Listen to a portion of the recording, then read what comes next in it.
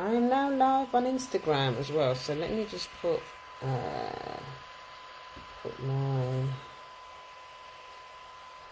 comments in there as well, pin that.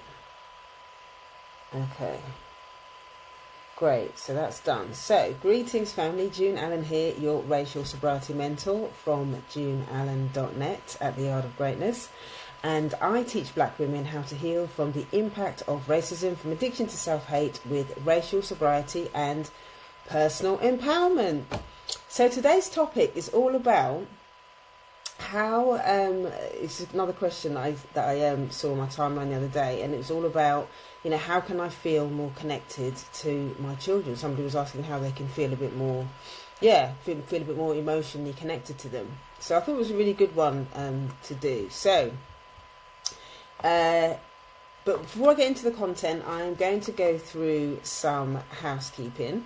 So the first thing is on the 6th of, this Saturday, first of all, this Saturday I'm going to be doing a live virtual workshop, and it's all going to be about how to plan for Mother's Day. It's going to be Mother's Day in the UK in 2 weeks' time, on the 31st of March. And so, there's always anxiety that comes up, from the women that I work with and stuff like that, around Mother's Day. And so what I've learned over the years is not to kind of ignore it and hope it goes away, but to actually deal with it head on. Hi, thanks for joining. So, so I'm going to be doing a workshop this Saturday, the 23rd at 10 a.m. London time.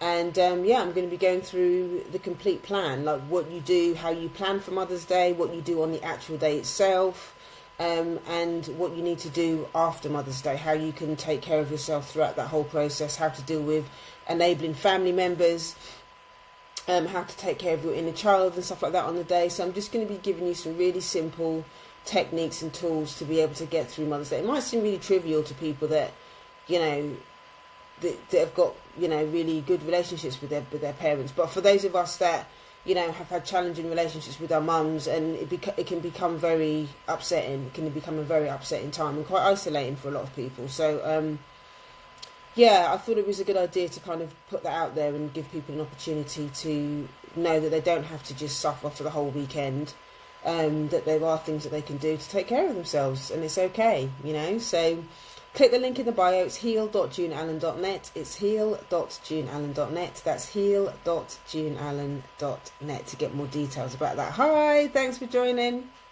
So, the other piece of housekeeping that I have is that I'm going to be doing it's a face-to-face workshop, the Sister Circle. You've heard me rabbit on about the Sister Circle quite a lot. I'm going to be doing that on the 6th of April, and it'll be all about addiction. So we all know, you've heard me speak about this before, addiction is not just about drinking drugs. It's also about, you can be addicted to anything. You can be addicted to anything. Hi, thanks for joining. You can be addicted to anything as long as it's used to mask pain. So be it, you could be addicted to shopping. It can be, dysfunctional relationships. It can be food, exercise. You can be addicted to all of those things. If you're using those things to avoid pain, then it's an addiction. So I'm going to be talking all about that on the 6th of April. At the next Sister Circle. It's a book club. It's the Bell Hooks Sisters of the Yam. What have I done with the book? I don't have it here. I think I was using it in the bedroom. So it's Bell Hooks Sisters of the Yam. Black Women in Self-Recovery is the book that we're doing. So the chapter that we're reading about is addiction, hence why I'm going to be talking about addiction and why the ladies are going to be sharing about addiction. So if you're free, it's 5 minutes from Bond Street. Click the link in the bio, heal.juneallen.net, heal.juneallen.net, heal.juneallen.net. You can find more details of the workshop there. So that is housekeeping number 2. So now we're going to get into the content. So for those of you that have just joined, my name is June Allen from juneallen.net, and I teach black women how to heal from the impact of racism, from addiction to self-hate, with racial sobriety and personal empowerment. So what is racial sobriety? Racial sobriety is the relationship that you have with your blackness, with your melanin, with your culture, with your people. What is that relationship like? Is it dysfunctional? Do you celebrate it? Racial sobriety is about you feeling comfortable in your own black skin, and yeah, and just being conscious of how racism impacts you personally and taking the steps that you need to heal. Hi Malika, thanks for joining, lovely to see you. So that's really that's in a nutshell what racial sobriety is. So for those of you that don't know my story, I went into 12-step recovery in 2009 from addiction to self-hate and addictive relationships that were dysfunctional. And I went through an amazing process, completed the steps, and I realised, after I'd finished the steps, that, one of the reasons that I was still feeling like I still wasn't really feeling like I should feel. I felt that there was something missing. And I realised that what was missing was there was no cultural aspect to the work that I was doing, the 12-step work that I was doing. I realised that a lot of my issues had stemmed from the fact that my parents came from Jamaica. And obviously, Jamaica was a slave plantation for, 250 years or whatever. And that trauma that came out of, after my ancestors left the plantations, they never went into therapy or anything. So a lot of that stuff has been passed down. So a lot of the pain that I was feeling, even though I'd gone through the steps and everything in recovery, I realised that I hadn't really dealt with the, what it means to be a black woman. What does that part of my recovery look like? No one was really talking about it.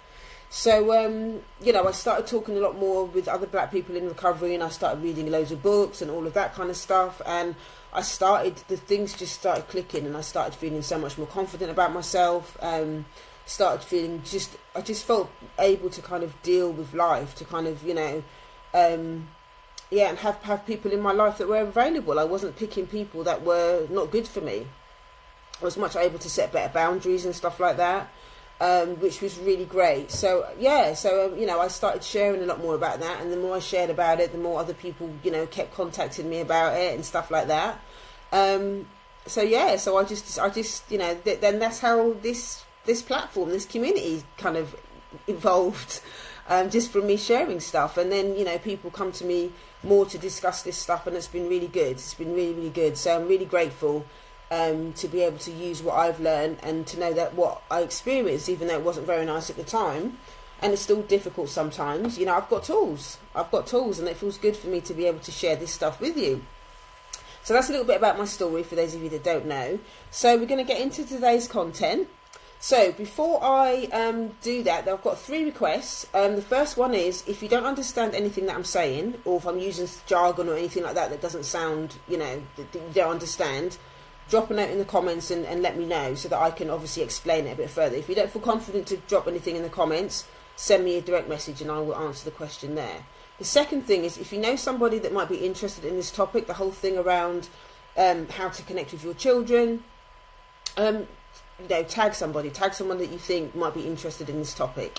And the third thing is that, if I say something that resonates with you, that you understand, that you identify with, also drop that in the comments, or let me know in my DM if you don't want to put it in the comments, because I need to know that I'm serving you in a way that's actually adding value, that's giving you tools and actually helping you to work through a lot of this stuff that we do as black people on this planet, around racism and stuff like that. So so those are the 3 things that I ask. Right, so now let's get into the content. So today's topic is all about, I'm going to give you 5 things that you can do to feel more connected to your children.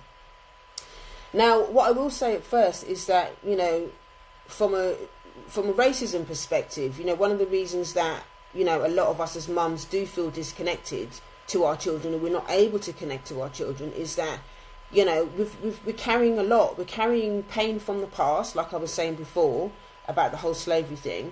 And I know people might find it strange to believe that actually how we act with our children now has anything to do with slavery, but it has a whole lot to do with it.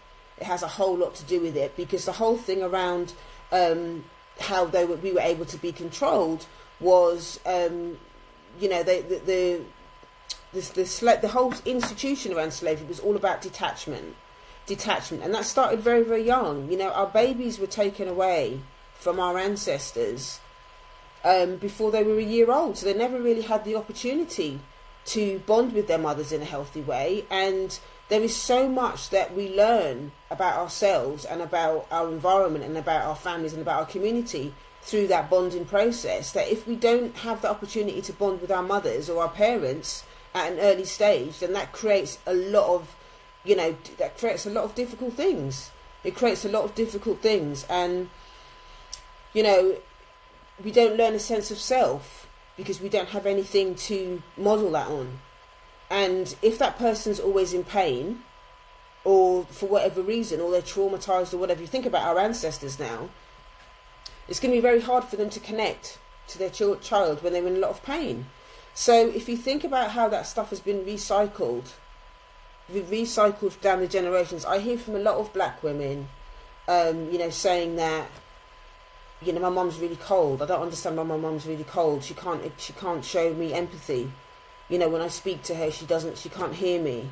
She doesn't understand, when she's doing things to upset me and all of that kind of stuff. And I hear that a lot from black women. And I think that, that stuff, that is the type of thing that's kind of been passed down, because a lot of our ancestors, they kind of had to cut themselves off from feeling any of that sort of stuff, because that's how they survived.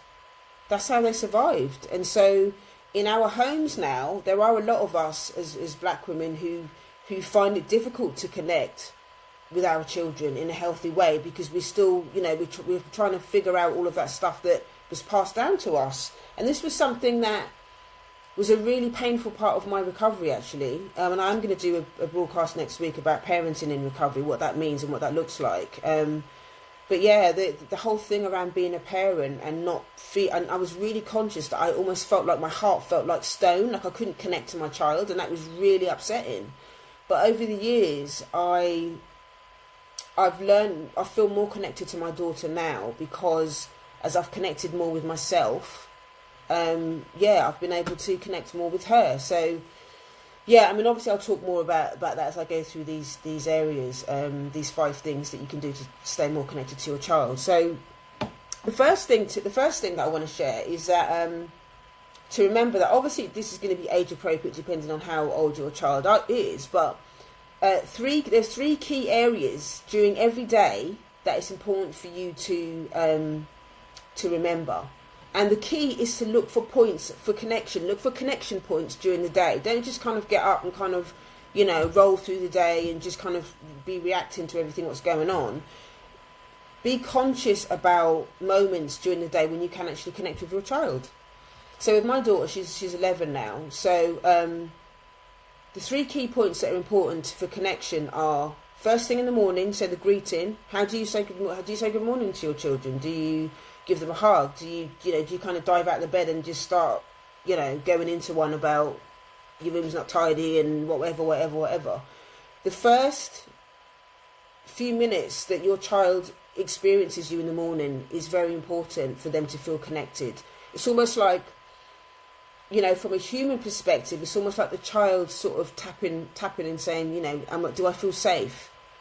I'm going to just tap in with mummy and just see if I feel safe with mummy this morning. And it's an unconscious thing what they're doing, but they need that reassurance that everything's okay. Like my daughter does that every morning. Every morning, 7 o'clock on the dot, she's knocking on my door to come in. And woe betide me if I'm not ready. If I'm not ready, when she comes in, she wants to feel seen, she wants to feel heard, she wants to feel loved, she wants to feel connected in the morning. And I find that just doing that simple thing, even if it's for 5 minutes, I let her come in the bed with me and we have a little cuddle, we have a bit of a chat, how did you sleep? And look at her. I look at her when I'm talking to her. Don't just kind of multitask and be doing other things. Be present. Be present to what she's saying and stuff like that. Just make her feel, hi, thanks for joining. So it's really important to just be conscious of how you greet your child in the morning. This is really important. So the second time of the day, which is really important, is to look for other things during the day to connect. I mean, obviously, if your child is at school or whatever, or if they're older than they're out at work or whatever, then obviously you're not going to, but you can still send them a text or whatever. But find a point in the day where you can connect with them. So for me, my daughter was 11, so it will be when she comes home from school. What am I going to do for her when she comes home from school? How am I going to connect with her? And it might be that we sit and watch something on the internet together, and not from a perspective of trying to avoid each other, but an engaging each other in conversation, like asking her what she felt about that certain thing that happened, and create a dialogue. I mean, my daughter loves that. She doesn't just want me to sit next to her, you know, while she's watching it on her own or whatever. She wants it to be like a family event, you know. So whether it's watching TV or, you know, food is another way, is another, you know, really easy way to connect. People are always saying, you know, I don't have time to connect with my children. You can connect during dinner. Make dinner a sacred space. Put the tablecloth out. Make sure you set the table nicely. Not everybody going off in their rooms eating all their separate dinners. Bring it back where you have family have dinners together. Bring it back. There's a reason why these old traditions and old principles work. You know, have dinner together as much as possible. As much as possible, have that dinner together and make it have conversations. Talk about what happened during the day and just be present while you're eating. Be present. It's not just about the food. It's about connection. It's about, you know, finding out and understanding who's actually sitting at the table, not just as your child, but as a human being. What are they? What do they like? What, you know, what kind of was a bit of a struggle for them today? You know, and sometimes it's hard when as a parent, when you've got loads of things racing around in your head and you've got loads of things to do or whatever. But those little crucial times, at meal times or whatever, is really, really important. So that's the second part of the day. And the third part of the day, which is important for connection, is the exit. And the exit can be anything from, you know, if you've got an older child that lives somewhere else and they're going off, you know, how do you say goodbye? Does that person feel loved? My Facebook's just cut off. I don't know what's going on there. Sorry about this, folks. I might have to just carry on Instagram and then download it. I don't know why this is cut off. Yeah. Anyway. So yeah, I'm just going to carry on. So yeah, so it's the exit. The exit, you know, is the older child kind of going back to their own home? Is your younger child going to bed? All of that kind of stuff. You know, how can you nurture the child before they go to bed so that, again, they feel that connection, they feel that you love them? You know, is it a bedtime story and, you know, and a hug? You know, sometimes I'll sit with my daughter and I'll go through, you know, a certain set of questions. You know, what were you proud of today? What did you find challenging? And if you've had any little disagreement or bickering or anything like that, then, you know, we might have a little conversation. Because I find that, you know, that little moment before you actually go to sleep, or when you're putting them to bed, that is actually a very sacred time for children. I'm in my experience, is a very sacred time, because that time is, you know, my daughter will quite often tell me things and talk to me about things that are bothering her that she might not be able to tell me at the dinner table. There's something about that time before I put her to bed that makes her feel that it's okay for her to say things to me, to talk to me about certain things, and that feels really nice. So if I know that she's having a difficult time with something, or struggling with anything, I'll always ask her during that period before I put her to bed, when we're just chatting about things, because then she'll quite often tell me in just a really honest way, or even if she's done anything that's, you know, yeah, it's just really, there's a sacred time. So obviously you know your child, but you know, use that as an opportunity. You know, pick the moments during the day that are going to nurture that relationship. Yeah, so it's how you greet them in the morning, what you're going to do during the day, and how, you know, what is the exit connection, whether they're leaving the house or going to bed or whatever it is. Hi, thanks for joining. Yeah, so just be aware of that. So that's number one. Number two is what I was saying before earlier. It's about being present. You know, when they're when you're talking to them, you know, look them in the face and talk to them directly, so they know that you're actually concentrating on what they're saying, that you're interested in what they're saying. If they don't feel that, you know, if you're multitasking or trying to cook or trying to do something else or trying to text on your phone or whatever it is, they know that you're not really listening to them, and they're not going to feel connection, and they're not going to feel loved and heard. Children need to be loved and heard. It's not just enough just to kind of have your body in that same room. They need to know that you're there. Like, you're not just doing, that you're actually being. There's a difference between being and doing. Being is being present. Being is being present. It's feeling connected to that child and allowing that child to have an experience with you that is purely for them. You're not kind of sharing yourself with other things and other things that are bothering you. So that is really important. Not to multitask and to focus on being rather than doing. So that's number 2. Number 3 is asking them how it feels for them to be loved. You know, it's like, you know, back in the day, you know, a lot of the elders and stuff would be like, well, you know, you got there's water in the pipe, there's electric in the wall, you got clothes on your back, you got food in your belly. You know, that's their interpretation of what it means to feel loved. But on one hand, I get that, but on the other hand, that's not how you create emotional connection. Emotional connection, that's not how you feel loved. Okay, you understand at an intellectual level that these practical things work. You know, these practical things are there because they're obviously working. But from a human perspective, they need connection. They need to understand that they need to feel it. They need to feel it through emotion, and those things are going to be evoked by the conversations that you have with them, by, you know, how they you know, interact with you physically. Like, do you get loads of hugs? You know, do you know, yeah, do they kiss your head? Do they, all of those things? Do they hold your hand? Obviously, depending on the age and all the rest of it, so it's going to be appropriate. But these types of physical, verbal interactions are what make our children feel loved, not what clothes you give them and all of that kind of stuff. That external stuff just lasts, you know, you could buy them something and next week they're going to want something else. You know, what's going to last is the emotional connection. That is really what is going to last. That's what's going to stick. From a human perspective, that's what they're going to remember. Not the next week they're going to forget about them trainers and they'll go something else. They want something else. So focus on the emotional stuff. That's really, really important. So ask them.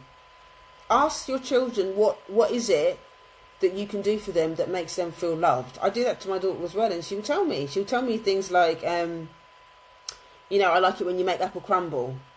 You know, I like it when she says I like it when we have connection, meaning when we sit and, you know, watch a program together and talk and laugh and joke and all of that kind of. She loves all of that, and, you know, we have like she loves doing it, having it in my bed as well. So like, I have like an electric blanket in my bedroom, so she loves getting under the duvet. You know, we'll bring the iPad in there with Netflix or whatever it is, and we'll have a really good chat and a laugh and whatever, and we cuddle up in bed. Sometimes we'll have snacks and stuff in there, but she feels loved. She feels loved, she feels connected, she feels seen, she feels heard.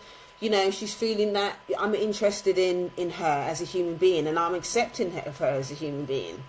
You know, so that is very different. That's really important to be clear about the emotional side of things, you know, and asking her, you know, what she loves to do. I ask her children. They're going to find it strange if you're not used to doing that sort of stuff, but yeah, it will work. It's going to build a connection because then you're showing interest in who they are. So that's really important. So number 3 is ask them what makes them feel loved.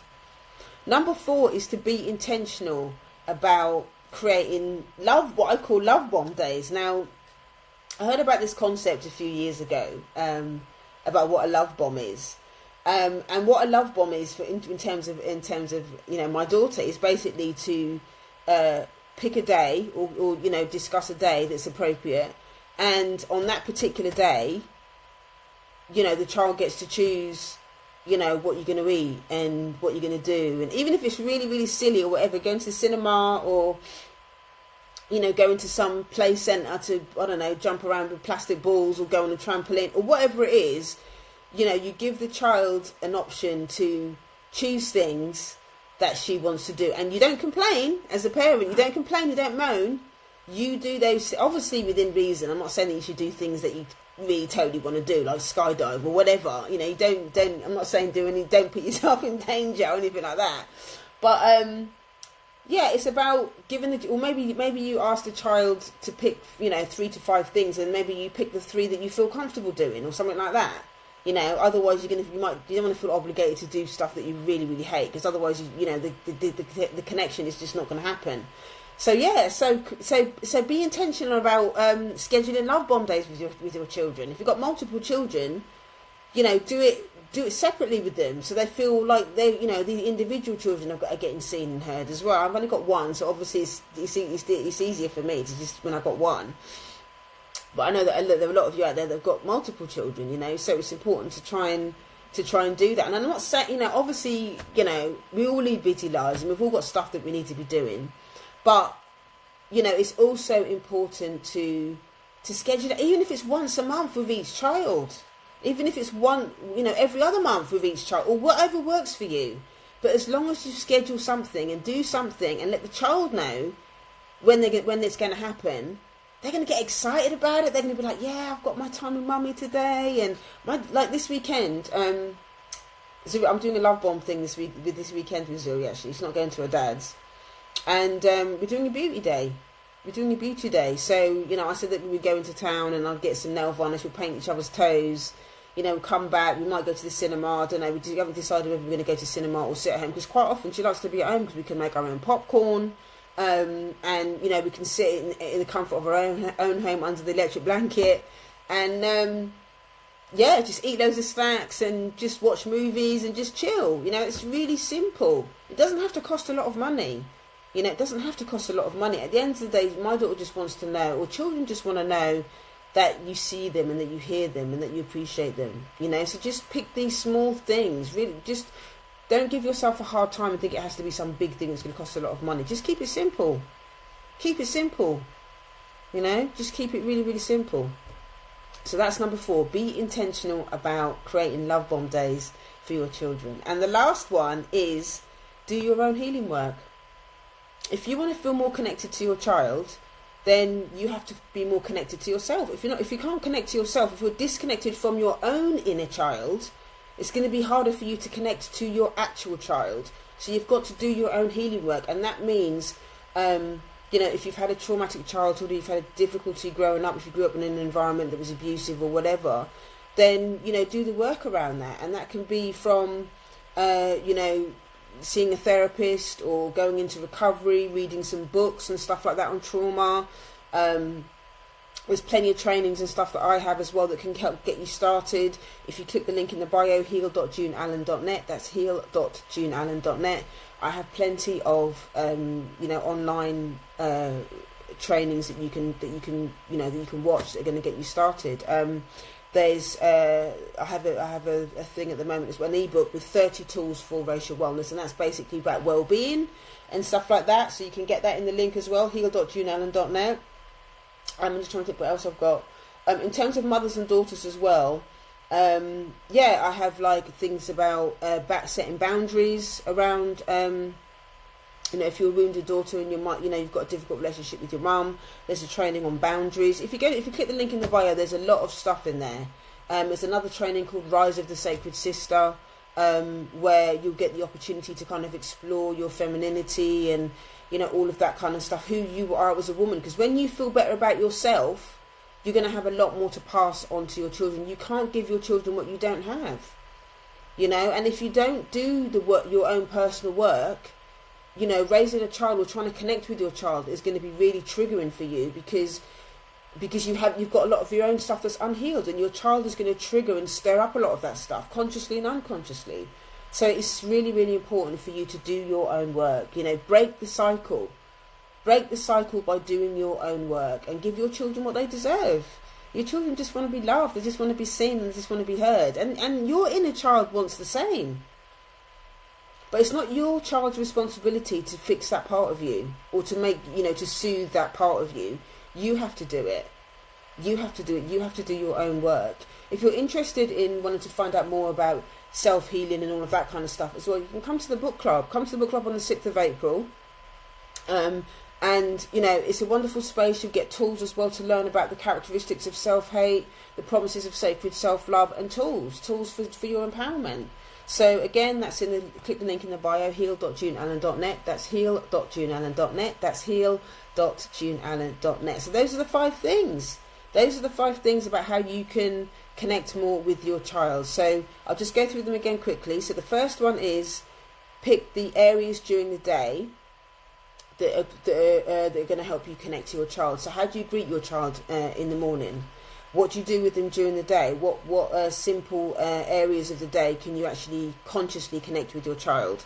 And the third thing is, how do you exit?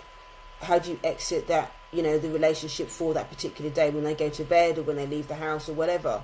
Do you, do create things during during those periods of time that are going to help you connect to your child, and do it intentionally. I have got a training actually in the link called Mindful Motherhood. That's it, Mindful Motherhood. If you click the link there, I talk about all of this stuff in so much more detail about how to connect with your children, how to deal with I talk a lot more about the cultural stuff in terms of what's inherited via slavery and all the rest of it, and what you can do to transform that stuff so you can have a better relationship with your child. So if you can click the link in the bio, the training is called Mindful Motherhood. There's so much more information in there about this topic. So what was it? So yeah, number 1 was the 3 areas. Number 2 is be present. Be present to your children. Don't multitask. Be present. Number 3 is ask your children what makes them feel loved. Just ask them. Ask them. And be willing to embrace what answer you get back and to take action on it. Number 4 is be intentional about having love bomb days. That's giving them a chance to have control over what you do on that day, and what they get to say how the connection goes on that particular day. So be intentional about given them a day where you just do things that makes them feel connected.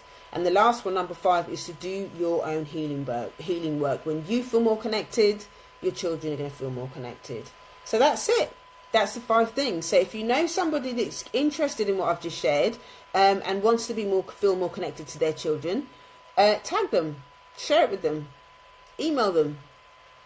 Share the love. If you want to find out more information about stuff that I've just shared that you don't want to drop in the comments or whatever, then you can send me a direct message about how I can serve you better. If you'd like to schedule a call with me, you can go to callme.juneallen.net and schedule a call with me there, and let me know what your takeaways are. For those of you that are watching on the replay, just drop me a note and let me know what your takeaways are. Let me know if this was useful. It's important for me to know that what I'm sharing with you actually works, and that that I'm adding value. So thank you so much for joining me today. I really, really appreciate it. So if any of the other things that you want to connect with what I've shared today, then obviously just click the link in the bio. So I will see you next time.